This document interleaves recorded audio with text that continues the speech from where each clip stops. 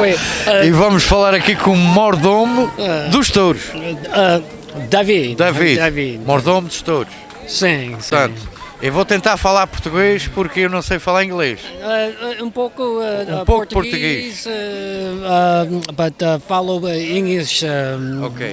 You know, E where are you from? California. California. Saying San Francisco. São Francisco. Yeah. E veio viver para aqui de vez. Sim. Yeah. E gosta de viver na Ilha Terceira. Sim. Eu gosto muito bom. Yeah. E agora como é que chega aqui e é mordomo? Como é que foi mordomo? Mordomo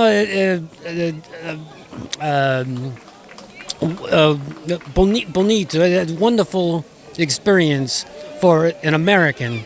I am honored and very feliz, happy and everything. So, and to do.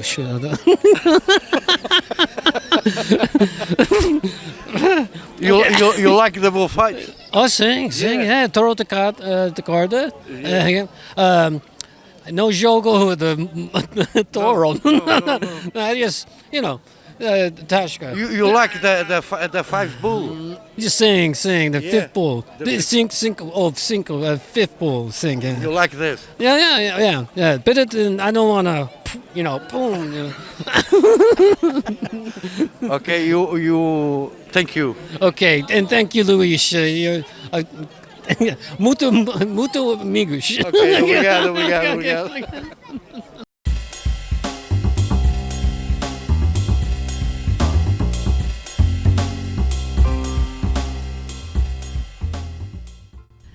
I was born on June 3rd, 1959 in Ware hospital named Mary Lane Hospital at the time. It was minutes after midnight, and I grew up in a village called Gilbertville, which is part of a township called Hardwick in Massachusetts. And I had, a fairly ordinary, fun childhood.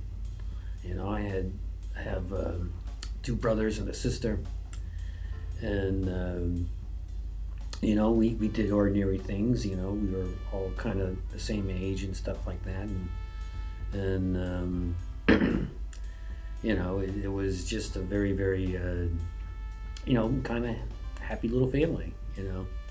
And of course I was the youngest of the family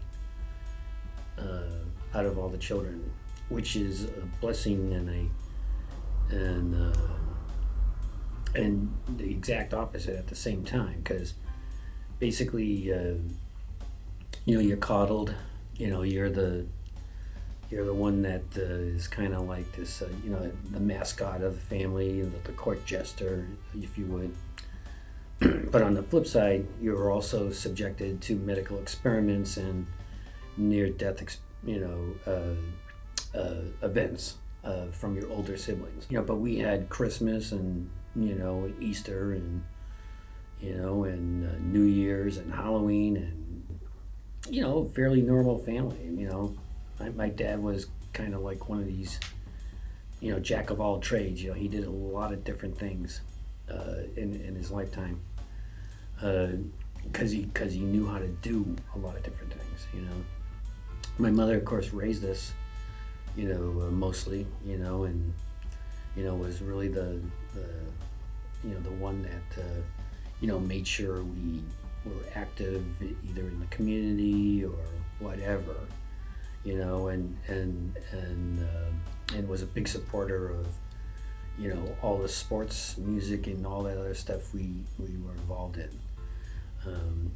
She even had us take dancing lessons and and perform on stages as early as 5-6 years old. So she was very energetic in that regard, and so we lived in a nice house with a nice yard. We had pets, and the whole shooting match. It Again, Gilbertville itself was a very, very, at the time it was a village that featured mostly Polish American immigrants, along with a mix of French Canadian immigrants. And there was a foundry, and there were woolen mills and print shops and stuff like that. And that's how a lot of people were able to make a living and stuff like that, working in these factories. And so but the community was rich with the culture of the immigrants. There were weekly parties in the summer, that had Polish music and either clam bakes or chicken barbecues and that sort of thing. The community would come together and drink and dance and stuff like that. And being a child and growing up in the '60s, I always thought, the difference between adults and children were, adults smoke and drink and children didn't. Otherwise, I didn't really see any difference between us.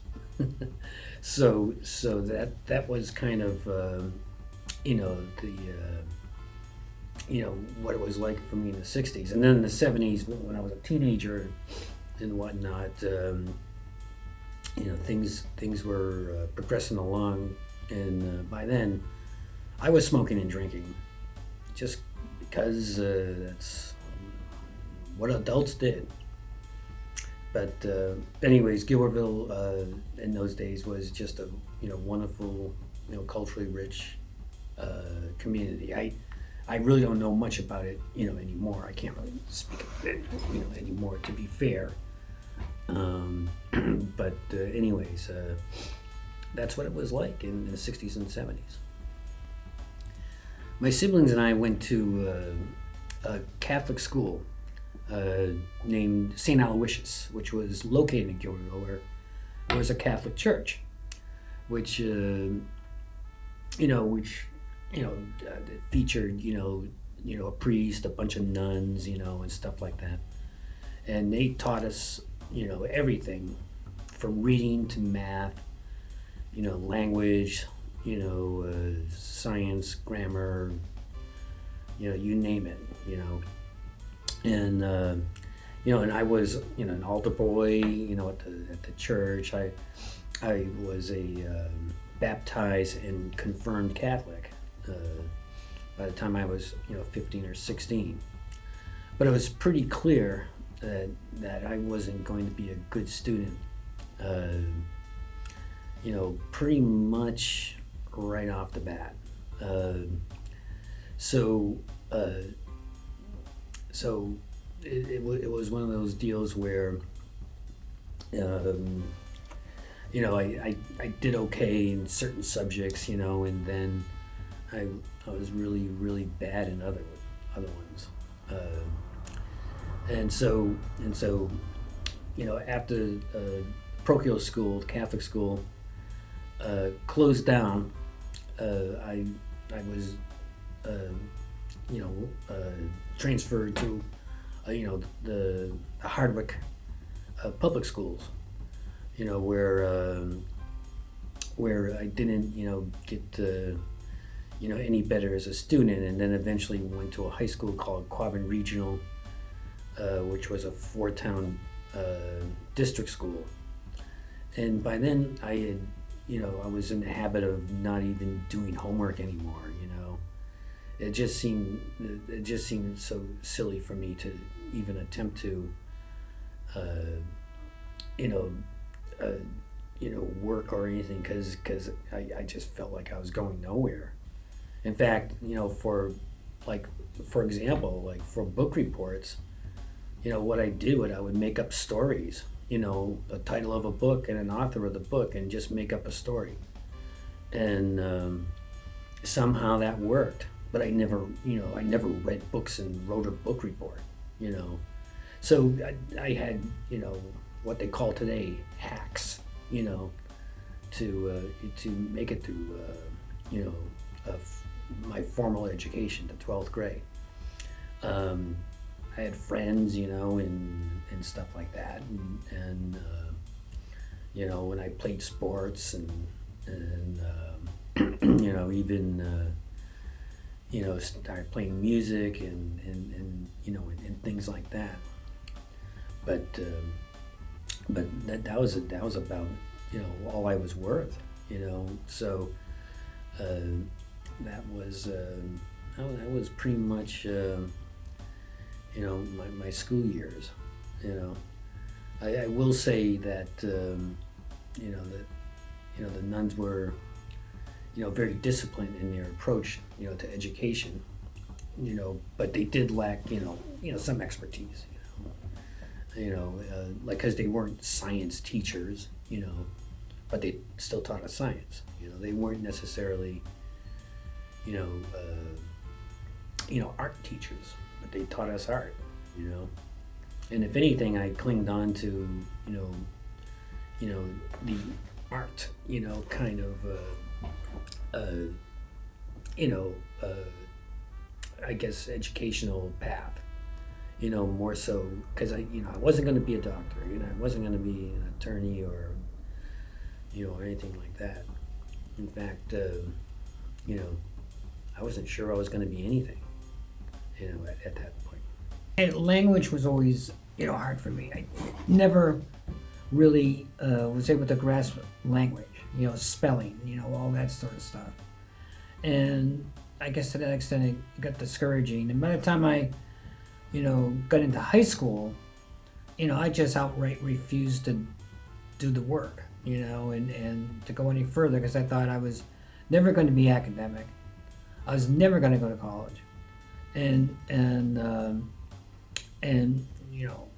I wasn't really sure what I was going to become, or or what was going to become of me, especially.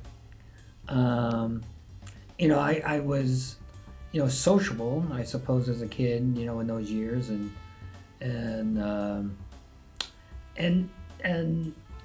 that's probably was my best attribute. I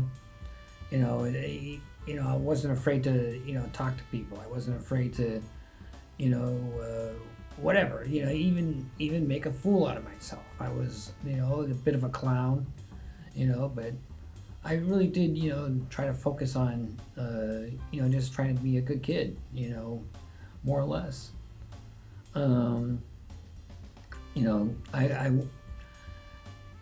was an altar boy, in the parochial school, meaning I was the kid that was that was part of the mass, in other words, I was the guy up there, helping the priest and that sort of thing.